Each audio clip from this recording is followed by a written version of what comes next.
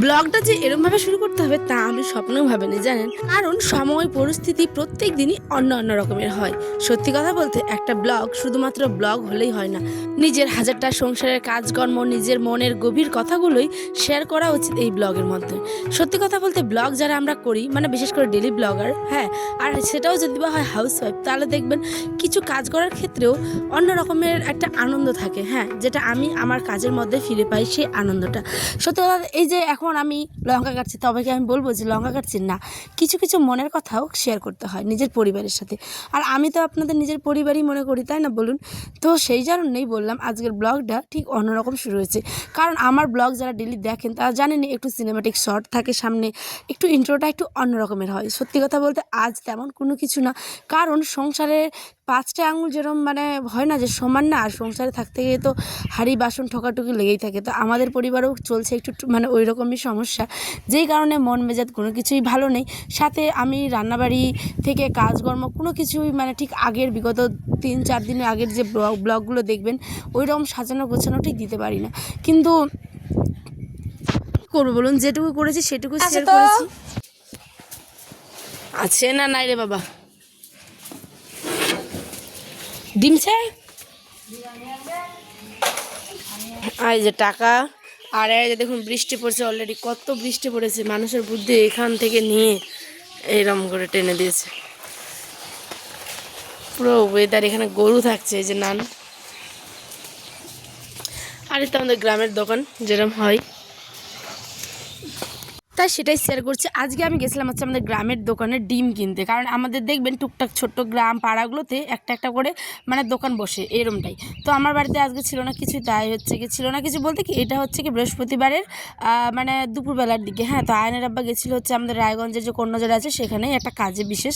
তো সেই কারণে মানে সেটা স্কুলের কাজে মিটিং বসতো, তো সেই কারণে আর দোকানে ওই দোকান খুলবে না বিকেলে, তাই ভাবলাম দুপুরবেলা যখন আসবে তো রান্না তো করে রাখতে হবে, কারণ তার তো আবার মানে খেতে লাগবে, তাই না? তো সে কারণে ডিম সয়াবিন আলুর তরকারি করবো, আর করবো হচ্ছে কি ভাত। তাই গেছিলাম দোকানে ডিম কিনতে। আর ওই যে বললাম কিছু কিছু মনের কথা, সত্যি কথা বলতে কি আপনারা যারা মানে আমাদের মতোই ধরুন মধ্যবিত্ত, ওরম তো আর হাই পাই না, মধ্যবিত্ত বাড়িতে থাকি, আর বিশেষ করে গ্রামে থাকি, ঠিক আছে। তো যারা ডেলি ব্লগ করি তাদের তো অনেক কথা শুনতে হয়, আর কি বলবো মানে শুনে শুনে কান পচে যায়। কিন্তু তারপরেও নিজের কাজের ভালোবাসা, মানে যে কাজের প্রতি যে ভালোবাসা, সেটা কখনো কিন্তু কারো কথায় কমে যাবে না। আর আপনাদের ভালোবাসা সে তো একেবারে মানে আমি পেয়ে আপ্লুত, সত্যি কথা বলতে। তো কি করা যাবে বলুন, মানুষের এগুলো কথাবার্তা থাকবে, ওগুলোকে পাত্তাই দিই না। কিন্তু সংসারে কিছু চাপের কারণে ব্লগগুলো এরমটাই হচ্ছে। আমি জানি না এটা কতদিনের সমাধান হবে যে আপনাদের ঠিক আগের মতো ব্লগ দিব। যাই হোক, রাতে রান্না করেছিলাম হচ্ছে পাঙ্গাস মাছ। বৃহস্পতিবারে হাটবার সব মানে নিয়ে এসেছিলো হচ্ছে পাঙ্গাস মাছ। আমি বলেছিলাম, কারণ বাবার বাড়িতে আমি কোনোদিনও খাই না, কিন্তু শ্বশুরবাড়িতে আসার পরে এই অভ্যাসটা একদম বদলে গেছে জানেন। কারণ এত ভালো লাগে আমার এই মাছটা খেতে, এখন বিশেষ করে ঠান্ডার সময় বড়ি দিয়ে রান্না করলে তো দারুণ। তো যাই হোক, এখানে আমি জোগাড় করে নিচ্ছিলাম কিছু মশলাপাতি, এই যে রসুন, তারপর হচ্ছে গিয়ে পেঁয়াজ আর লঙ্কা, এটা দিব বাটা, আর কিছু পেঁয়াজ দিব কুচি করে ভাজা। তো যাই হোক চলুন, এখন পাঙ্গাস মাছটা রান্না করবো। আর হ্যাঁ, পাঙ্গাস মাছ কার কার ভালো লাগে বলবেন তো অবশ্যই কমেন্টে, অপেক্ষায় থাকলাম। হ্যাঁ, আর দেখুন সংসারে খুঁটিনাটি আপনার বাড়িতেও আমার বাড়িতেও, তো সেটা নিয়ে আলোচনা করব এইরকম মানে মানসিকতা আমার নেই। তো সামান্য এইটুকু আপনাদের বললাম যে কিছু একটা প্রবলেম হয়েছে, তো সেই কারণে ব্লগগুলোর এই মানে অবস্থা। তো যাই হোক চলুন, আশা করছি সামনে কয়েকদিনের মধ্যে ঠিক হয়ে যাবে। আমি এটাই মনে করি যে ভালো মন্দ জীবনে প্রত্যেকটা সময় আসা উচিত, তাহলে মানুষকে চেনা যায়, তাই না বলুন? ভালো সময় যাকে চিনবেন, খারাপ সময়ে তাকেও চেনা উচিত, কারণ সব সময় তো জীবন একজনকে নিয়ে চলে না, তাই না? ভালো মন্দ দুটোকে নিয়েই তো চলতে হবে আমাদের। তো সেইটাই হচ্ছে আমার বক্তব্য। যাই হোক, আমি হয়তো বেশি কিছু বলে ফেলছি, আপনারা প্লিজ কেউ কিছু মনে করবেন না, এটা আমার একদম একান্তই মানে নিজের কথা, ঠিক আছে।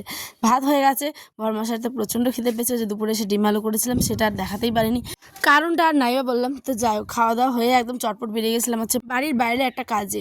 তো ওখান থেকে আসার পরে এই যে রান্নাবাড়ি বসিয়ে দিয়েছি, আর কি মানে ফোনে চার্জও ছিল না, তো আবার এডিট বাকি ছিল, ওই জন্য টুকটাক করে 5 মিনিটের আজকে একটা ছোট ভিডিও দিলাম, ঠিক আছে। তো চলুন, এখানে তেলের মধ্যে দিয়ে দিয়েছি যে কুচনো পেঁয়াজ, এটাকে একটু ভালো ভালো করে ভাজা করব। তারপরে মশলাটা দিয়ে কষিয়ে, আর মাছগুলো কিন্তু কাঁচা রান্না করেছি, হ্যাঁ, কাঁচা মাছ মানে পাঙ্গাস মাছ কাঁচা আর কি। এটা তো ভীষণ টেস্টি হয়, কারণ ভাজলে না পুরো তেলটা গলে যায়। পাঙ্গাস মাছের। তো সেই কারণে পিসগুলো দেখুন কত ভালো বড় আর পরিষ্কার করে দিয়েছি না, খুব ভালো লাগছিলো খেতে। আর ডিম ছিল না, তেল ছিল, মানে এত সুন্দর হয়েছিল মাংসের মতো পুরো। তো চলুন এখন আমি রান্নাবান্নাটা সেরে নিই।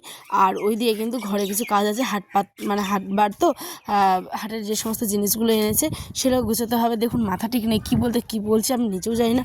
আর পরে যে আবার ব্লগটা আবার পরে দেখবো সেটাও সময় নেই। তো আজ আসি, দেখা হবে ব্লগে। সকালে ভালো থাকবেন, সুস্থ থাকবেন।